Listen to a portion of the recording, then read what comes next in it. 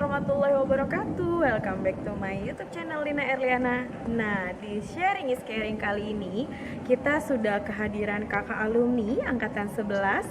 Kemudian baru banget menyelesaikan studi jurusan akuntansi. Kakak ini juga adalah seorang atlet motocross dan sudah menggeluti dunia ini dari sejak kecil gitu. Nah, bagaimana cerita selengkapnya mengenai kakak alumni ini yang bisa menyeimbangkan antara hobinya dengan prestasi akademiknya, yang dengar-dengar nih kemarin baru banget lulus dengan predikat cum laude gitu. Nah, langsung saja kita di Sharing is Caring. Jangan lupa like, comment, and subscribe. Nah, di sini sudah kehadiran Kak Randy. Apa kabar Kak Randy? Oke, sapa dulu dong Kak Randy, adik-adiknya dan viewers kita yang nonton. Halo teman-teman, nama saya Randy Rahman. Saya adalah alumni angkatan 11 dan saya di sini baru lulus di Universitas Singapura Bangsa Karawang jurusan akuntansi. Berarti Kak Randy ini baru banget lulus gitu ya.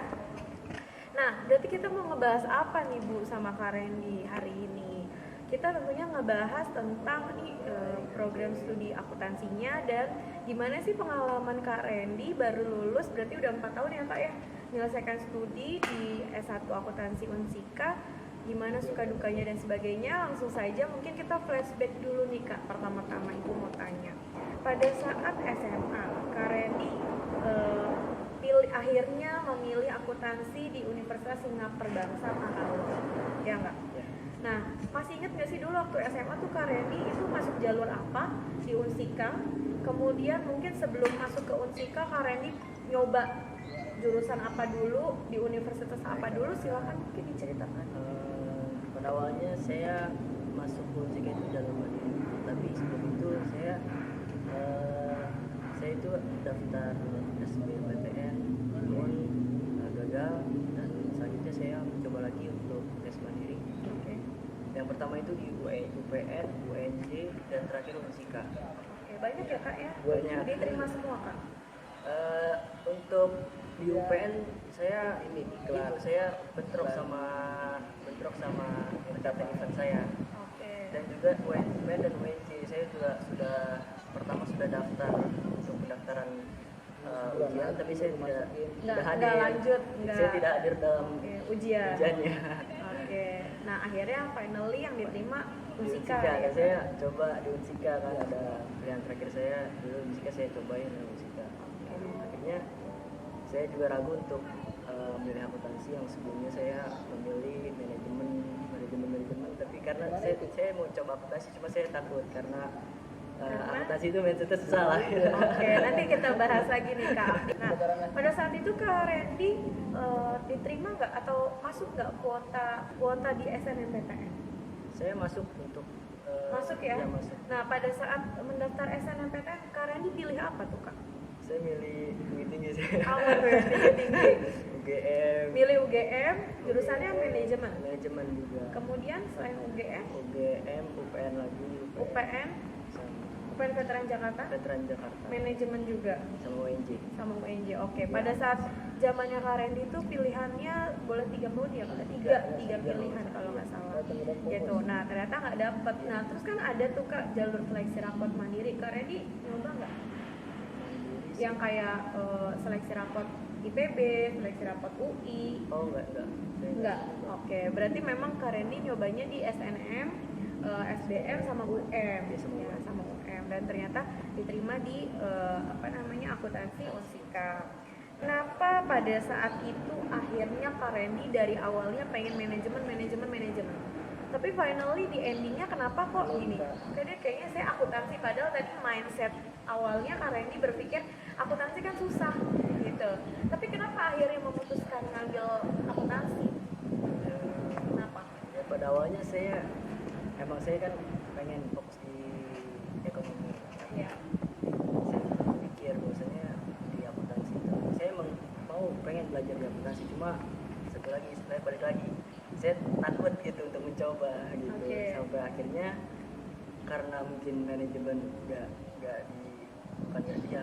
di kayak pertama takut ya, terus taunya saya disuruh kayak coba akuntansi gitu sih.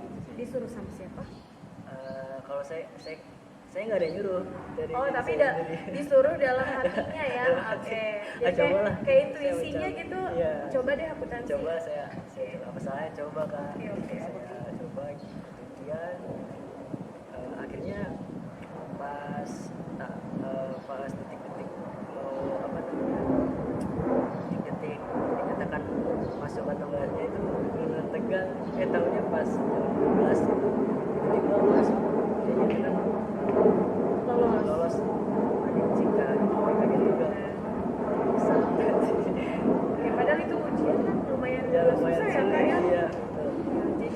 Jadi awalnya itu sebenarnya manajemen tapi ada kayak apa ya kata hati gitu Iya. ya Kak ya.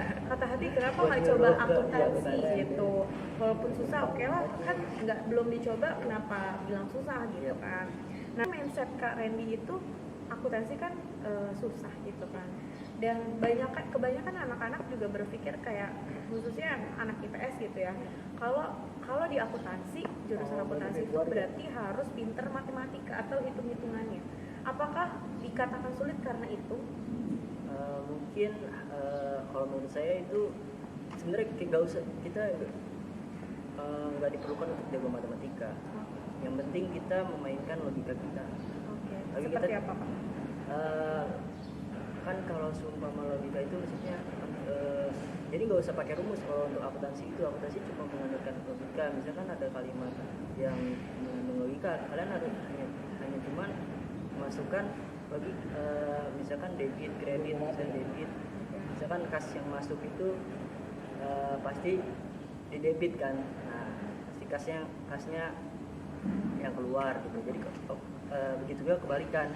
Kalau misalkan kita membeli sesuatu, otomatis kita mengeluarkan uang, otomatis mengeluarkan uang itu di kredit. Jadi kita mengeluarkan uang di kredit dan barang masuk di debit gitu. Oke. Jadi main logika aja sebenarnya. Jadi hitungan matematikanya ya nggak terlalu yang Ya.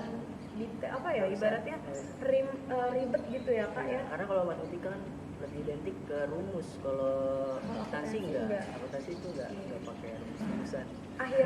Berarti pada akhirnya mindset berpikir Kak Randy yang tadinya akuntansi itu sulit gitu kan, dan kebanyakan orang berpikir karena masuk akuntansi itu harus jago hitung-hitungan. Akhirnya setelah masuk akuntansi sendiri Kak Randy ngerasain ya ternyata cukup pakai logika Itu pakai gitu. logika aja. Nggak yang harus rumus hitung-hitungan yang sakok gitu. Yang enggak sampai benar Ngejelimet gitu. Iya, enggak. Oke. Nah ini mungkin jadi tambahan informasi juga nih buat adik-adiknya yang mungkin tadinya pengen ambil akuntansi, kebanyakan gitu nah. Jadi halanya itu khawatir sama hitung-hitungnya. momok menakutkan itu adalah hitung-hitungan dan matematika. Sebenarnya kalian gak usah takut untuk mengambil akuntansi karena akuntansi itu sebenarnya nggak ribet kalau kita mau berpikir mau belajar. Kalau misalkan kalian cuma pasif, kalian juga nggak akan ngerti. Kalian harus aktif di dunia akuntansi. Nah, untuk aktif di dunia akuntansi itu harus seperti apa sih Kak? Aktif dalam arti kalian harus mencari tahu, kalian harus mau belajar untuk gimana solusi kalian untuk bisa belajar, bisa menemukan masalah dalam akuntansi sehingga kalian bisa keluar dari masalah itu gitu loh. Oke. Nah, apakah untuk keluar dari masalah di akuntansi itu real life atau di dalam sebuah kasus saja Kak? Kasus misalnya kasus soal gitu, soal kasus gitu, atau mungkin ada nggak dalam kehidupan sehari-harinya gitu? Kalian sebenarnya kalian bisa mengaplikasikan di dunia sehari-hari gitu. Jadi kalian dari dunia keseharian kalian bisa mengaplikasikan ke dunia akuntansi. Contohnya Kak, seperti Ya apa misalnya ya itu. pada saat mungkin transaksi atau apa? Oh ya, untuk itu pada saat mungkin kalian ya itu kalau menurut saya sih kalian harus pandai berlogika, itu doang sih saya kuncinya. Kayak misalkan dengan yang tadi saya bilang kan, kalau misalkan ada kita pada saat kita transaksi dalam hal kita membeli sesuatu, nah otomatis kita kita mempunyai barang itu dan uang itu keluar ke dia. Nah itu tinggal kalian menyesuaikan pencatatannya seperti apa gitu, gitu aja. Nah pas saat kalian menemukan kasus di dalam suatu soal, kalian bisa aplikasiin ya. Jadi kayak, oh berarti ini sama nih soal ini kayak yang tadi saya lakuin gitu kan. Gitu. Jadi antara realita dan di kasus ya Kak ya. Betul. Oh ternyata ini masuk loh dalam kehidupan sehari-hari yang Betul. tadi mungkin aktivitas kita pada saat transaksi di mall atau mungkin di pasar atau di mana gitu ya Kak ya. Nah gitu. Nah kemudian Kak, sebenarnya nih Kak, tadi kan sebenarnya udah dibahas nih, akuntansi itu kan lebih ke logika gitu ya Kak ya. Tapi bisa nggak Kak Randy ceritain nih selama 4 tahun di kuliah di jurusan akuntansi sebenarnya apa aja sih Kak yang dipelajari? Kalau saya yang dipelajari itu kalian jadi gini, yang kita pelajari itu jadi orientasinya itu ke perhitungan akuntansi yang dimana bakalan kepake di semua bidang pekerjaan memerlukan catatan keuangan. Dimana kalian udah mempelajari kan kayak misalkan di sekolah kalian itu pasti juga belajar tentang akuntansi, itu juga akan kepakai di dunia perkuliahan dan itu sebagai konsep dasar kalian untuk memahami dunia akuntansi. Oke. Terus kalau untuk biasanya kalau di akuntansi itu mata kuliahnya apa hanya ekonomi saja, misalnya ekonomi, akuntansi dan sebagainya, atau mungkin ada mata kuliah lain gitu Kak? Misalkan kayak ada contoh waktu itu misalnya jurusannya hukum tapi belajar psikologi, belajar politik juga gitu kan. Nah kalau di akuntansi seperti apa tuh Kak? Kalau di akuntansi banyak sih sebenarnya, nggak hanya perhitungan tentang perhitungan aja, kayak umum-umum juga ada kayak agama, bahasa Inggris, bahasa Indonesia. Itu mungkin pas awal kali ya Kak? Iya pas awal. Nah kalau untuk ini pas juga belajar manajemen tentang kayak manajemen dasar, manajemen keuangan itu juga ada. Jadi nggak hanya cuma berdasarkan pada perhitungan aja gitu. Jadi untuk Yang kayak dipelajari. konteksnya analisis juga ada gitu, Oh, kayak gitu. teori-teori gitu banyak, nggak cuma akuntansi. Oke, jadi nggak cuma bergulat sama hitung-hitungan Hitung-hitungan saja, gitu tapi lah. manajemennya ada, kemudian apa tadi Kak, analisisnya juga Analisisnya ada, gitu. teori-teori banyak. Nah, kemudian Kak, kan Kak Randy udah lulus nih, ya kan? Udah wisuda belum Kak? Belum, tinggal wisuda doang ya. Nah, suka dukanya dan kendalanya apa aja sih selama 4 tahun nih? Kendalanya yang saya alami itu sebenarnya saya nggak punya kendala di dunia perkuliahan, Oke. tapi saya punya kendala di kesibukan saya. Oke, saking banyaknya kesibukan, even ya Kak ya. Iya. Oke. Dengar-dengar kan Kak Randy lulus dengan predikat umum gitu kan. Walaupun tadi saya nggak punya kendala Bu, di dunia perkuliahan, tapi saya terkendala sama kesibukan sama waktu gitu kan. Nah itu gimana Kak? Bisa kumlot tapi dengan kesibukan yang berjubel itu ibaratnya. Ya kalau Tips dan triknya mungkin Kak. ya kalau saya sih, kalau dari saya sih, saya emang dari dulu sekolah emang saya udah kebiasaan untuk manajemen diri sendiri. Jadi kayak saya bisa membagi waktu antara saya punya event, saya punya sekolah, saya menjalani pendidikan juga gitu. Jadi saya udah terbiasa. Jadi pada saat saya kuliah, saya juga di situ juga nggak hanya event juga, saya juga ikut organisasi saya banyak. Apa aja Kak? Saya himpunan sama organisasi saham. Oke. Jadi saya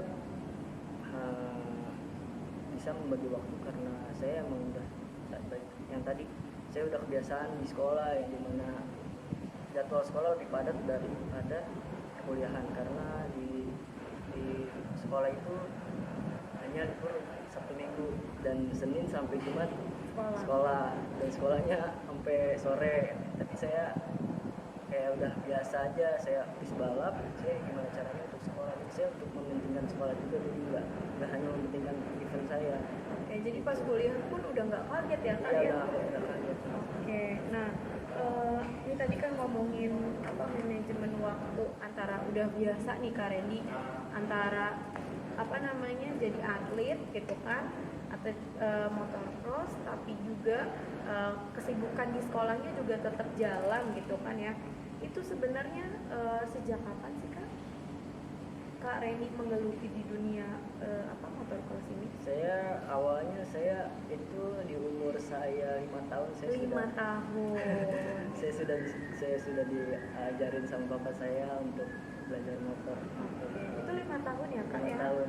Kayak 5 tahun kalian lagi ngapain teman-teman? Iya. Oke.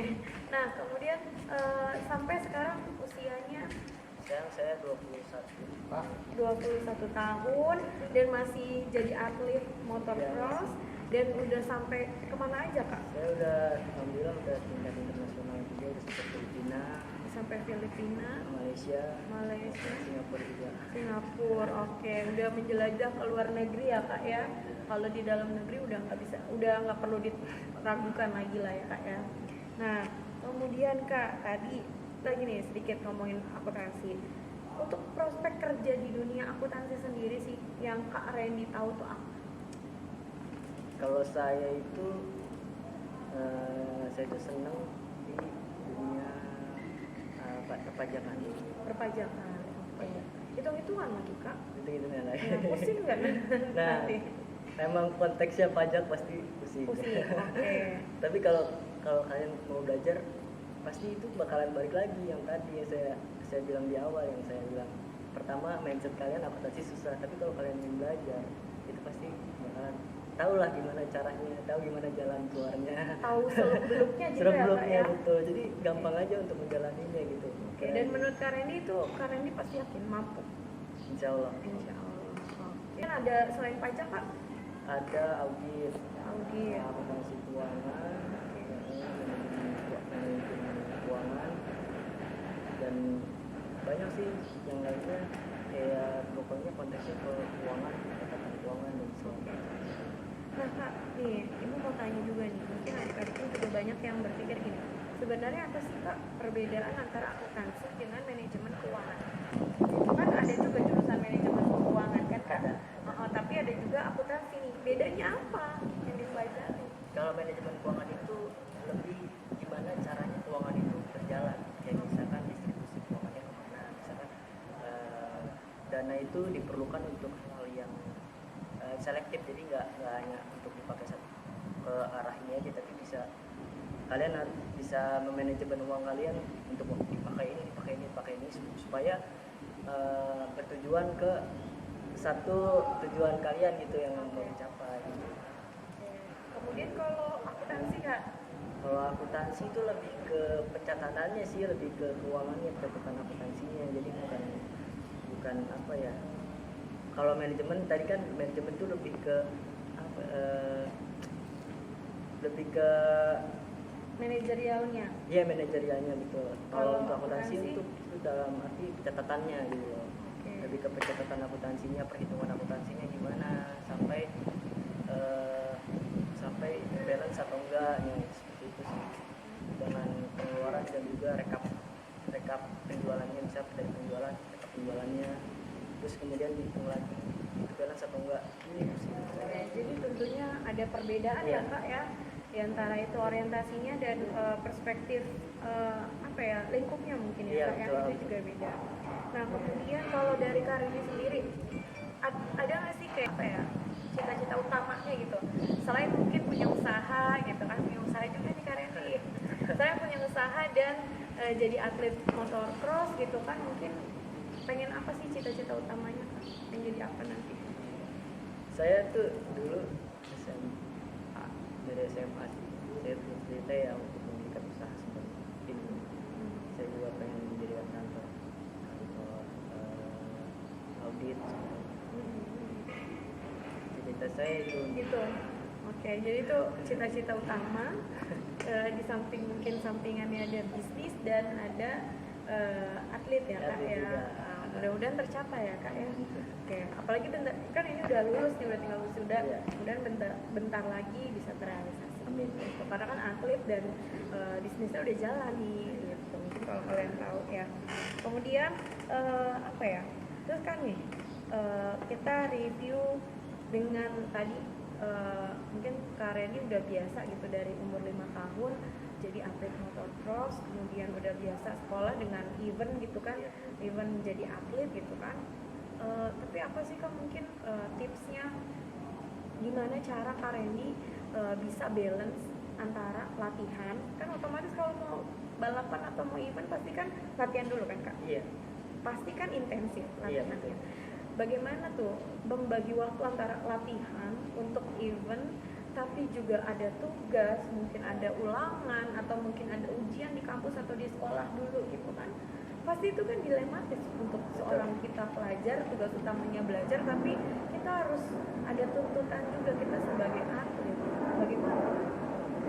Kalau saya kuncinya itu ambis dalam diri sendiri, bukan terlalu ambisi berlebihan, tapi ambis dalam diri sendiri. Kalian untuk mencapai suatu tujuan kalian harus motivasi dari sini. Kalian tuh benar-benar harus mau belajar walaupun apapun rintangannya dia jangan malas gitu.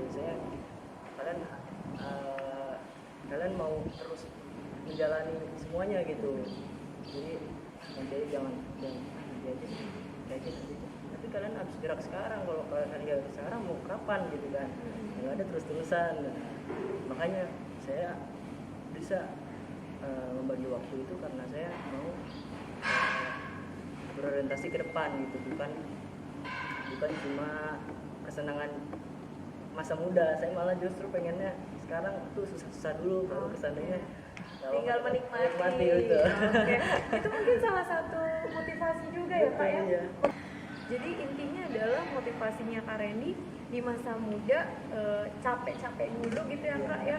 Pokoknya habisin waktu untuk berkarya dan produktif. Tinggal ketika pada saat udah berusia gitu ya Kak ya, berapa puluh tahun ke depan Kak Reni tinggal menikmati hasilnya dari usaha dan kerja keras di masa muda ya Kak ya.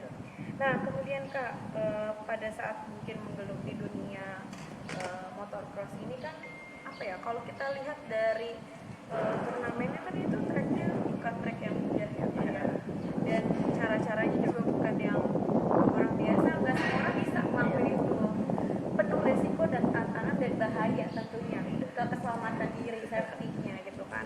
Nah pernah nggak sih Kak event di mana Kak Randy mengalami hal yang mungkin tidak diharapkan gitu pada saat event gitu, dan itu teringat sampai sekarang?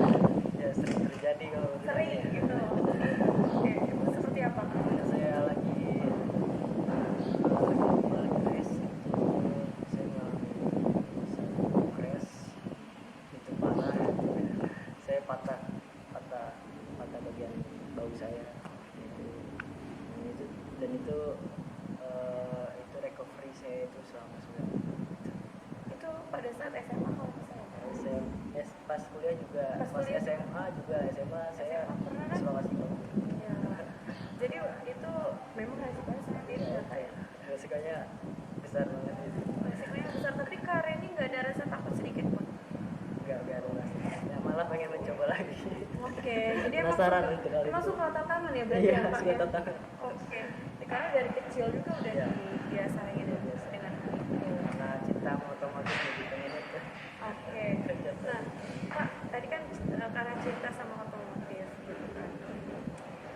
Sebenarnya kalau di dunia apa namanya motocross sendiri, apa sih Kak mungkin kendala atau kesulitan yang dihadapi pada saat mau event gitu kan? Ya itu, balik lagi. Resiko. Kalau kesulitan pada saat Mau menjelang itu kita harus membagi waktu antara sekolah sama iya, latihan, sama persiapan. Iya, pasti kan persiapannya harus ada latihan fisik juga. Jadi saya sehabis pulang sekolah saya harus latihan fisik gitu. Oke. Saya harus persiapan harus matang, terus jam istirahat saya harus teratur, nggak boleh main-main gitu. Jadi benar-benar harus sudah siap pas sudah lomba gitu. Ya, jadi harus benar-benar fokus ya Kak Fokus ya. betul. Oke. Nah, terus tadi kan Kak Reni udah apa namanya sebutin juga tadi udah sampai kejuaraannya udah sampai Singapura, sampai keluar negeri lah ya Kak ya. Nah, ceritain dong mungkin Kak Reni apa ya? Mungkin kalau diceritain dari awal agak panjang ya Kak ya. Mungkin ceritain perjalanan Kak Randy dari umur 5 tahun sampai sekarang, ibaratnya masuk nominasi berarti atlet internasional, ibaratnya kan masuk kejajaran atlet motocross nasional dan internasional. Itu gimana Kak perjalanannya? Dari awal mungkin modal sendiri sampai sekarang dapat sponsor ya yang cuannya banyak gitu ya. Alhamdulillah. Gitu. Gimana Kak, ceritain Kak? Ya kalau pengalaman saya itu dari umur kecil ya itu saya pertama saya belajar dulu, tiba-tiba saya dimasukin ke saya ikut sekolah balap di Harapan Indah. Saya dulu merintis dari awalnya ya motor saya odong-odong kan. Motor butut lah gitu. Jadi tapi alhamdulillah terus saya belajar. Saya waktu itu pada saat saya ikutin pelatihan ya alhamdulillahnya dalam waktu setahun itu saya udah sampai tingkat di atas teman-teman saya yang udah belajar dan sebelum saya masuk ke dunia balap itu kan. Jadi saya langsung terjun ke pertama saya terjun ke kayak kejuaraan daerah dulu kan. Ya udah tahu pasti ada gagal, pertama saya gagal sampai saya merebut podium keempat kalau nggak salah, itu saya udah seneng banget itu. Itu tahun berapa Kak? Tahun 2008 itu saya. Pada saat Kak Randy usia 8 tahun. 8 tahun SD ya berarti ya. Ya, pertama kali juara. Iya, pertama kali tingkat daerah. Walaupun mungkin masih podium keempat tapi iya, udah alhamdulillah itu. iya. Terus selanjutnya Kak? Ya habis itu saya akhirnya alhamdulillah podium 3, makin lama makin itu sempet juara 1 juga itu saya juga tiba-tiba pada umur 9 tahun. Terus akhirnya saya coba ikut ke provinsi dan di provinsi itu saya belum bisa dapat gelar. Akhirnya saya langsung terjun ke nasional, malah langsung dari nasional di umur 11 tahun itu saya alhamdulillah juara nasional. 11 tahun Ya, Kak? 11 tahun. Oke. Sampai sekarang itu dulu tingkat nasional itu pada saat saya kelasnya tuh namanya junior. Nah, akhirnya sekarang di umur sekarang saya di umur 18 tahun itu saya juara nasional di tingkat senior 2019 juga juara di tingkat provinsi. Jadi Jawa Barat. nasional provinsi Ya. di 2019. Ya. Kemudian internasional juga. Internasional saya sebenarnya internasional dari 2015. Dari 2015 itu. 2015 saya pertama tuh di Batam internasional. Saya pertama juara 5 pertamanya. Akhirnya itu di situ saya kelas saya masih junior, tapi saya ikut coba ke kelas open, ke kelas yang senior. Alhamdulillah masuk ke 5 besar.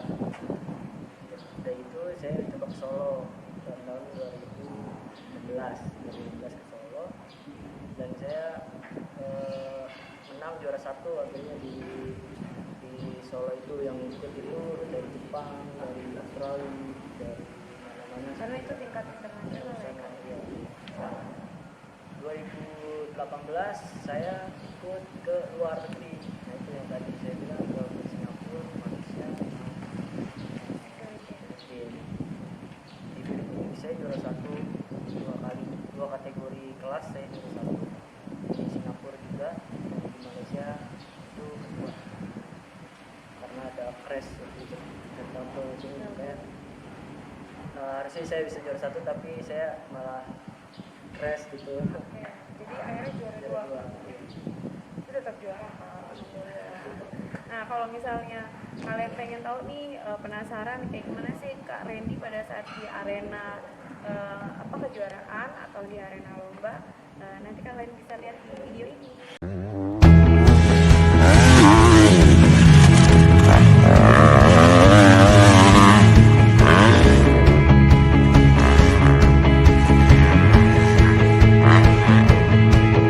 Nah tadi kalian udah lihat kan gimana kerennya Kak Randy di arena balapnya, kan kok bisa gitu ya dapat prestasi di sekolah atau di kuliahnya bagus, tapi juga sibuk di luar gitu.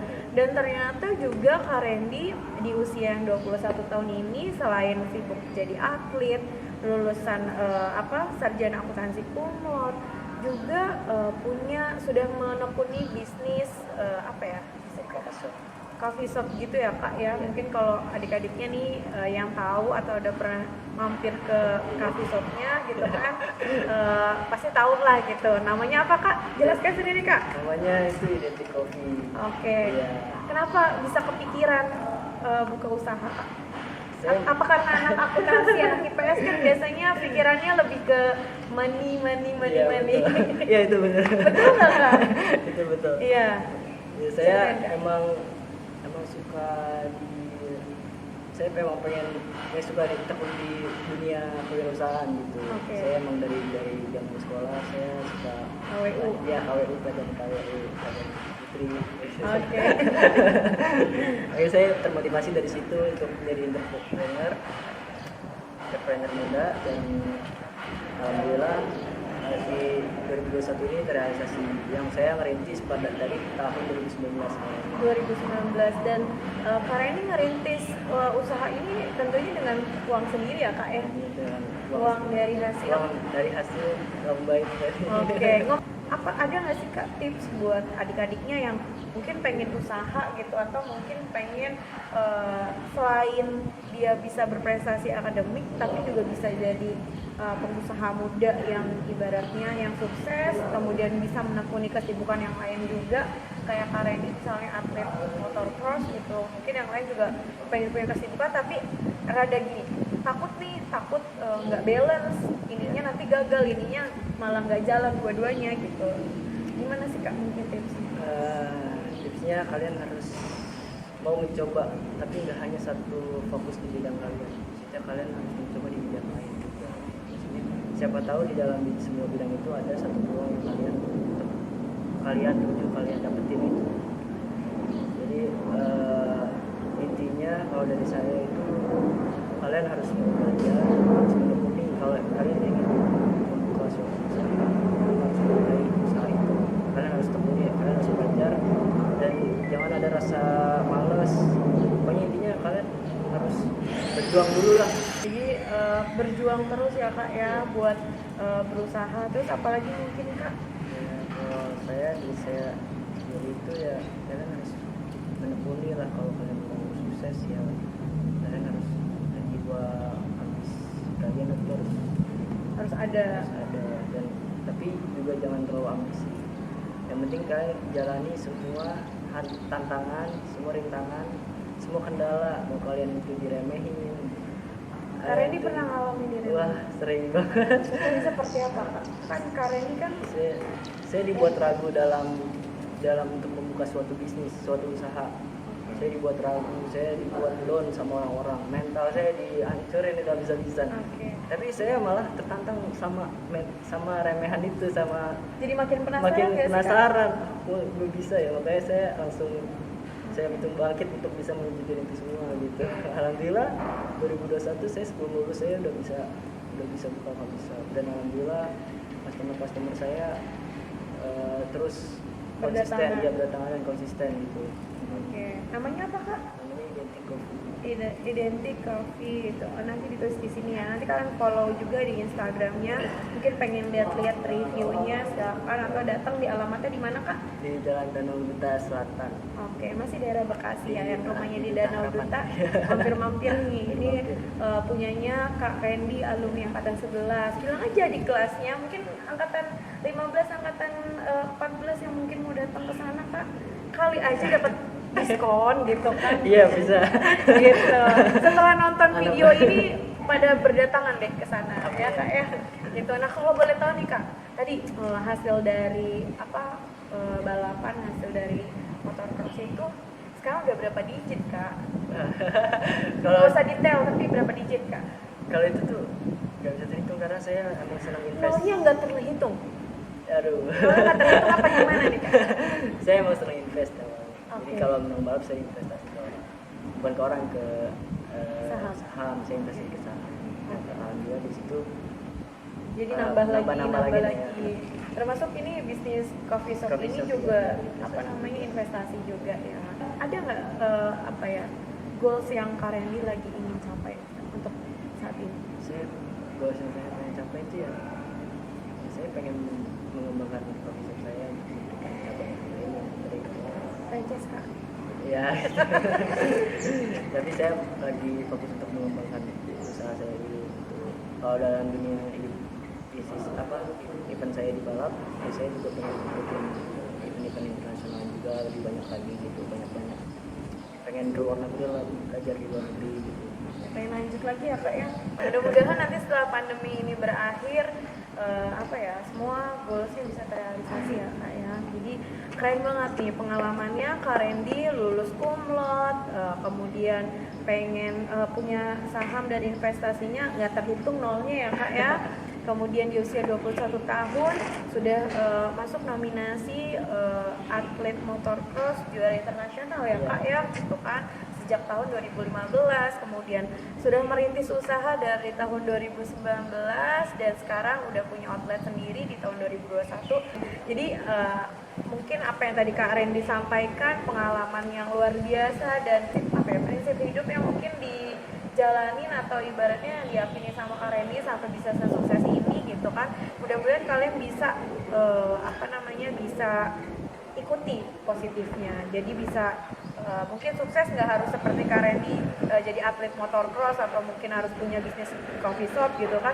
Tapi mungkin bisa sukses di dunia lain, di bidang lain, tapi mungkin dengan inspirasi dari Kak Randy gitu. Ada lagi mungkin Kak closing statement untuk motivasi untuk adik-adiknya nih Kak yang mungkin masih galau di kelas 12 mau pilih jurusan. Kayak tadi kan Kak Randy manajemen. Tiba-tiba aduh kayaknya saya ada intuisi dari hati saya kayak pengen ke akuntansi deh Bu gitu. Nah, itu apa Kak? Coba closing statement-nya. Kalau dari saya, kunci saya itu kalian terus mau belajar, jangan takut untuk mencoba. Kalian harus mencoba. Dan yang paling penting, kalau kalian ingin fokus sama jurusan kalian ambil, ya kalian harus gimana caranya?